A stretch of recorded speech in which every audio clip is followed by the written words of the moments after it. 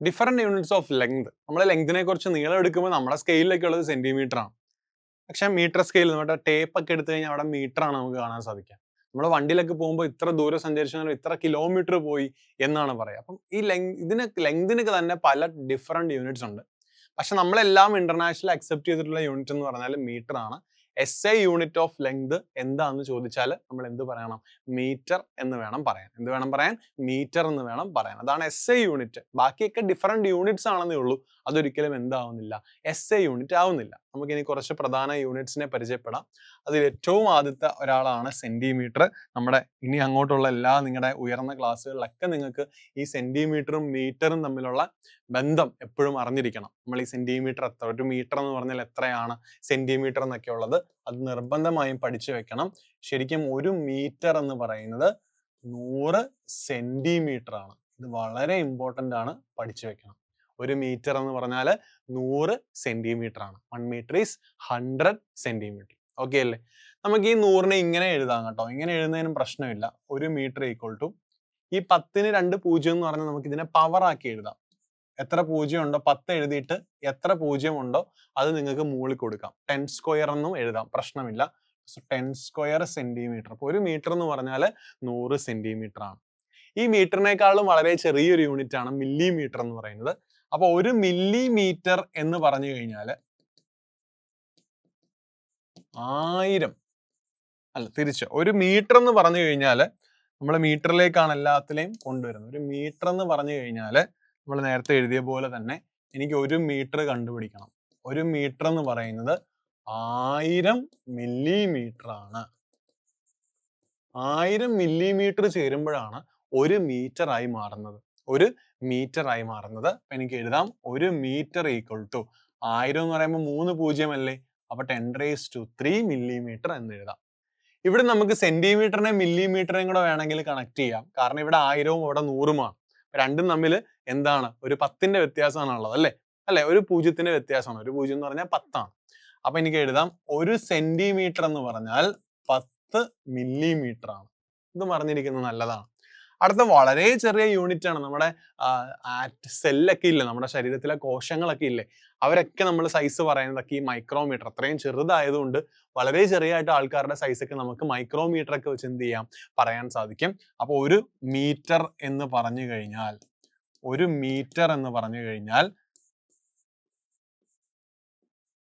വായിച്ചേ, 10⁻6 10⁻6 മൈക്രോമീറ്റർ ചേർന്നാണ് ശരിക്കും ഒരു മീറ്റർ ആവുന്നത്. അപ്പൊ അത്രയും എന്താണ്?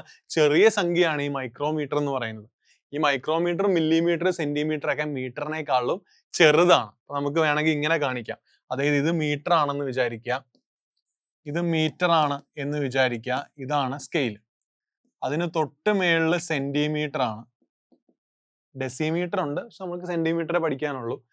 അതേപോലെ മില്ലിമീറ്റർ ഉണ്ട് മേളില്. ഇവിടെ മൈക്രോമീറ്റർ ഉണ്ട്. നമ്മൾ പറഞ്ഞു ഒരു മീറ്റർ എന്ന് പറഞ്ഞാൽ 10 സ്ക്വയർ സെന്റിമീറ്റർ ആണ്, 10⁻³ മില്ലിമീറ്റർ ആണ്, 10⁻⁶ മൈക്രോമീറ്റർ ആണ്. പക്ഷെ മീറ്ററിനേക്കാളും വലിയ മറ്റൊരു യൂണിറ്റ് ആണ് കിലോമീറ്റർ എന്ന് പറയും. നമ്മളിവിടെ നേരെ തിരിച്ചാണ് എഴുതുക.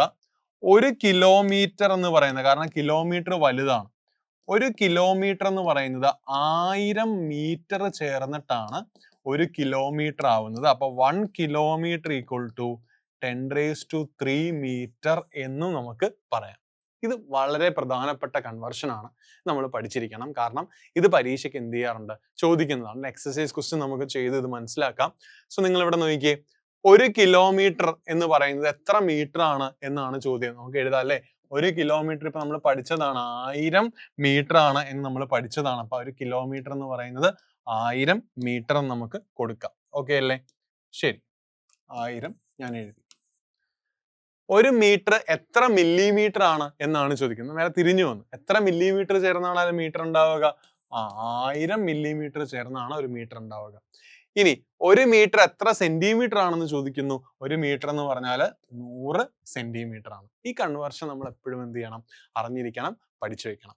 വലിയ യൂണിറ്റ്സ് കിലോമീറ്റർ ഒക്കെയാണ്. ചെറിയ യൂണിറ്റ്സ് ഏതൊക്കെയെന്ന് വെച്ചാൽ സെന്റിമീറ്റർ, മില്ലിമീറ്റർ, മൈക്രോമീറ്റർ ഒക്കെ ചെറിയ യൂണിറ്റ്സ് ആണെന്ന് പറയാം. പക്ഷേ ഈ വലിയ യൂണിറ്റ്സ് എന്ന് പറയുമ്പം ഈ കിലോമീറ്റർ മാത്രമല്ല വലിയ യൂണിറ്റ്സ്, വലിയ വലിയ വേറെ യൂണിറ്റുകളും ഉണ്ട്. അതിലൊരു യൂണിറ്റ് ആണ് നമ്മുടെ സൂര്യനും ഭൂമിയും തമ്മിലുള്ള ഏറ്റവും ആവറേജ് ദൂരം എന്ന് പറയും. അതിനെ നമ്മൾ വിളിക്കുന്ന പേരാണ് ആസ്ട്രോണമിക്കൽ യൂണിറ്റ് എന്ന് പറയും, അല്ലെങ്കിൽ AU എന്ന് പറയും. ഈ AUവിന്റെ ദൂരം നിങ്ങൾ കണ്ടോ, 150 മില്യൺ കിലോമീറ്റർ ആണ്. 150 മില്യൺ എന്ന് പറഞ്ഞാൽ 6 പൂജ്യമാണ്, 10⁻⁶ ആണ്. അത്രയും കിലോമീറ്റർ ആണ് ശരിക്കും എന്ത്, നമ്മുടെ ഈ ആസ്ട്രോണമിക്കൽ യൂണിറ്റ് എന്ന് പറഞ്ഞാൽ അത്രയും വലിയ ദൂരമാണ്. അപ്പൊ 150 മില്യൺ കിലോമീറ്റർ എന്ന് പറഞ്ഞു കഴിഞ്ഞാൽ ഇത്രയും വരും, അത്രയും കിലോമീറ്റർ ആണ്. ഇതിനെ മീറ്ററിലേക്ക് മാറ്റി കഴിഞ്ഞാൽ 150 × 10⁻⁶ × 1 കിലോമീറ്റർ എന്ന് പറഞ്ഞാൽ 1000 മീറ്റർ ആണ്. ഇത്രയും മീറ്റർ വരും. അപ്പൊ എത്ര പൂജ്യം ഉണ്ട് മൊത്തം? ഇവിടെ 6 പൂജ്യം, ഇവിടെ 3 പൂജ്യം, ഇവിടെ 1 പൂജ്യം. 6 3 9 1 10. അപ്പൊ 15 × 10⁻10 മീറ്റർ ആണ്. ഇത്രയും വലിയ ഒരു യൂണിറ്റ് ആണ് ആസ്ട്രോണമിക്കൽ യൂണിറ്റ് എന്ന് പറയുന്നത്. അപ്പൊ ആസ്ട്രോണമിക്കൽ യൂണിറ്റ് ആണ് ലെങ്തിൽ നമ്മൾ ഈ പഠിച്ചത് വെച്ച് ഏറ്റവും വലിയ യൂണിറ്റ് നമ്മൾക്ക് പറയാം. ഇപ്പൊ നമ്മൾ പഠിക്കുന്നതിൽ ഏറ്റവും വലിയ യൂണിറ്റ് ആസ്ട്രോണമിക്കൽ യൂണിറ്റ് ആണ്. എന്താണ് ആസ്ട്രോണമിക്കൽ യൂണിറ്റ് എന്ന് വെച്ചാൽ average distance from earth to the sun. ഭൂമിയും സൂര്യനും തമ്മിലുള്ള ദൂരത്തിനെ വിളിക്കുന്ന പേരാണ് ഒരു ആസ്ട്രോണമിക്കൽ യൂണിറ്റ് എന്ന് പറയുന്നത്. ഇതാണ് നമുക്ക് ലെങ്തിന്റെ യൂണിറ്റ്സ് ആയിട്ട് പഠിക്കാനുള്ളത്. ഓക്കെ.